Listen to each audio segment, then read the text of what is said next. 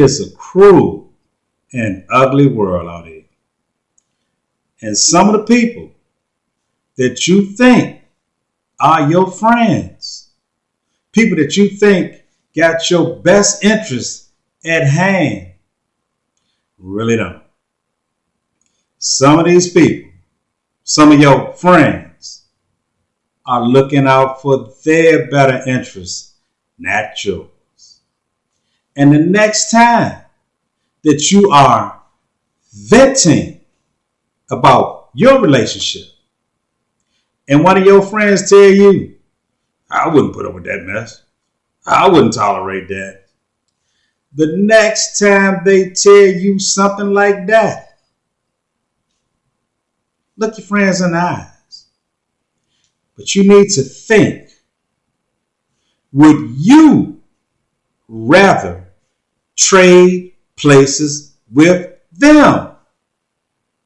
Meaning if you are in a relationship and let's say it's going from good to boring to once in a while y'all fussing, but most of the time you fluctuate between good and boring.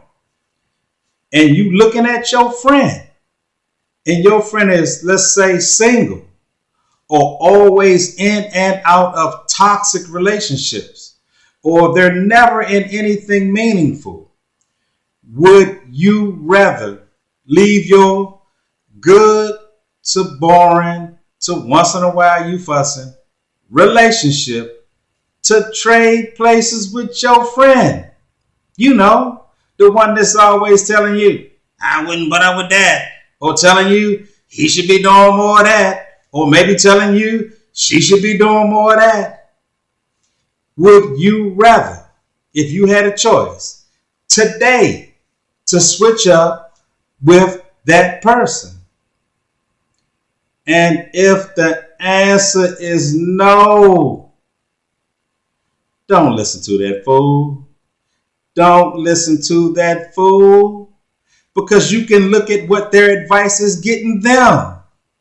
And the answer is goose eggs, nothing, because they ain't got nothing worth talking about. So like I said, put yourself first. And I bring all that up to say this. No couple, they had been married for a good little while. Their relationship was like everybody else. Went from good, boring, fussing once in a while. But most of the time, like I said, they fluctuated between good and boring. Took a lot of vacations, had a lot of money. They were living good. And one day, she allowed some of those outside forces to tell her what they would or would not tolerate.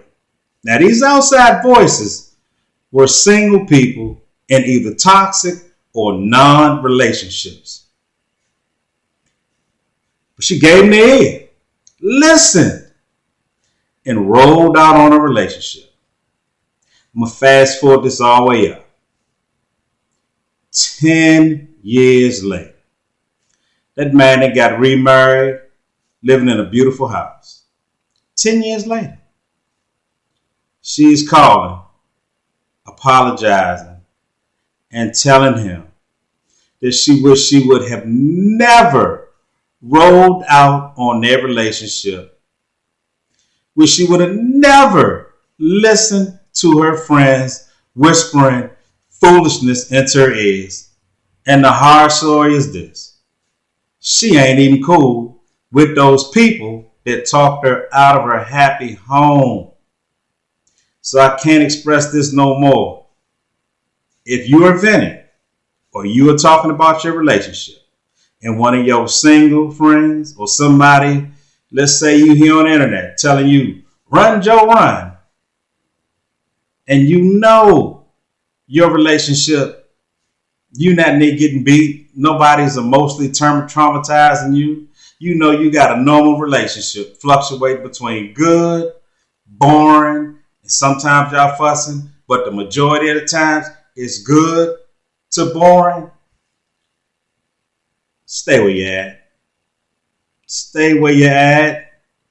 Because that stuff across the street, you know, that grass look greener across the street, that ain't real grass. That ain't even AfroTurf.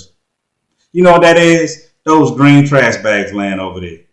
So if you got something halfway decent, act like you know it. Don't throw it in the trash can. Because you don't want to be that person 10 years later apologizing and still missing that good relationship.